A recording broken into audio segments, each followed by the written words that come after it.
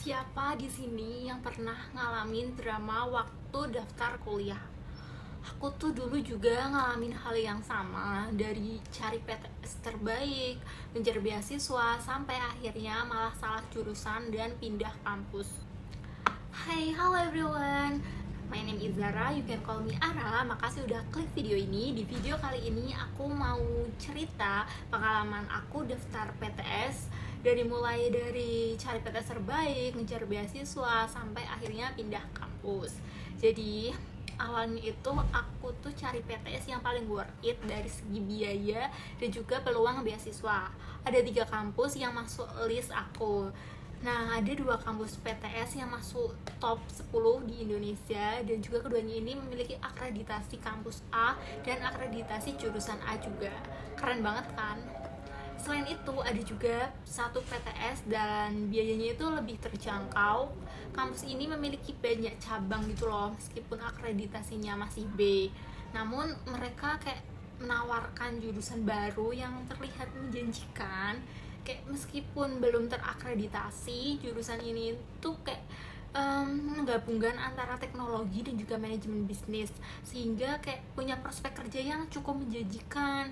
Baik ke depannya itu aku tertarik dengan kedua PTS pertama karena akreditasinya itu sudah A, terus juga masuk top 10 PTS terbaik di Indonesia dan ada peluang beasiswa. Salah satu kampusnya ini ada di Bekasi, sedangkan yang satunya lagi itu PTS yang cukup terkenal di Bandung, tapi saat itu aku mendaftar di cabang Purwokerto. Nah, di PTS cabang Purwokerto ini mereka menetapkan syarat ranking paralel 1-10 dari semester 1 sampai 5. Nah, semester paralelku itu naik turun di peringkat 4 atau 5. Jadi aku kayak pede banget kan buat daftar. Tapi guys, ternyata aku gagal dapet beasiswa. Kenapa? Karena mereka maunya ranking paralelnya itu harus stabil semester 1 sampai 5. Jadi kalau dari awal rank 5 ya harus ranking 5 terus, nggak boleh turun dan juga nggak boleh naik. Padahal pas daftar aku mikirnya nggak masalah kalau rankingnya itu naik turun gitu, asal masih masuk 10 besar paralel. Dan yang bikin aku kecewa itu karena di brosur itu nggak ada penjelasan soal rankingnya harus tetap stabil di, jadi kayak pada akhirnya aku cuma dapat potongan 25%. Jadi buat aku dan keluarga aku biayanya masih mahal. Jadi kayak bye bye kampus PTS ini. Aku pun cari alternatif lain dan akhirnya daftar di PTS yang ada di Bekasi. Nah, di sini aku dapat beasiswa, tapi jangan seneng dulu guys. Beasiswanya itu lebih ke potongan biaya kuliah. Aku dapat potongan 75%, tapi setelah dihitung-hitung bayarannya itu tetap mahal. Semesterannya itu masih sekitar 9 jutaan gitu, belum termasuk uang gedung. Jadi walaupun potongannya lebih gede dari PTS yang pertama itu, tapi total yang harus dibayarkannya itu kayak gak jauh beda. Akhirnya aku coba daftar beasiswa di PTS terakhir yang ada di list aku. Ini adalah beasiswa terakhir yang aku apply di tahun 2023. Aku daftar beasiswa penuh di kampus tempat aku kuliah dulu. Nah, di kampus ini itu beasiswanya itu full ya, beneran ada, dan kayak bukan sekedar trik marketing ataupun potongan harga, tapi sayangnya aku ditolak.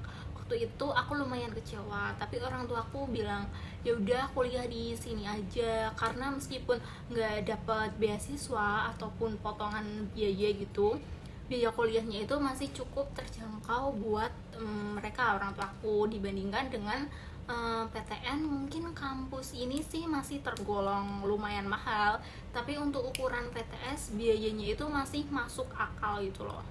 Kayak salah satu alasan kenapa aku dapat biaya lebih murah juga karena ya akreditasinya itu masih B.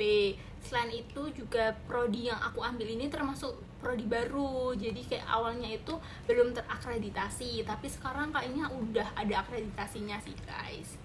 Awalnya itu aku enjoy kuliah di sini, semester 1 masih aman, tapi semester 2 mulai kerasa nggak nyamannya, kayak lingkungannya itu kurang cocok dan aku juga ngerasa salah jurusan. Kayak akhirnya aku mikir gini banget ya kuliah, kayaknya aku nggak bisa lanjut di sini. Dan setelah banyak pertimbangan, aku pun pindah kampus. Jadi guys, itulah drama masuk PTS yang aku alami. Mulai dari kecewa sama beasiswa, salah jurusan, sampai akhirnya pindah kampus ke PTN, lebih tepatnya ke UGM. Pelajaran buat kalian yang mau masuk kuliah, riset kampus dan jurusan itu penting banget. Jangan cuma karena murah atau ada beasiswa, tapi pastiin juga lingkungan dan juga jurusannya itu cocok sama kalian. Aku bakal cerita lebih lanjut soal pengalaman pindah kampus dari PTS ke PTN atau UGM di video berikutnya. Jadi jangan lupa subscribe dan nyalain lonceng notifikasinya biar kalian gak ketinggalan cerita-cerita seru lainnya. See you in the next video. Bye bye.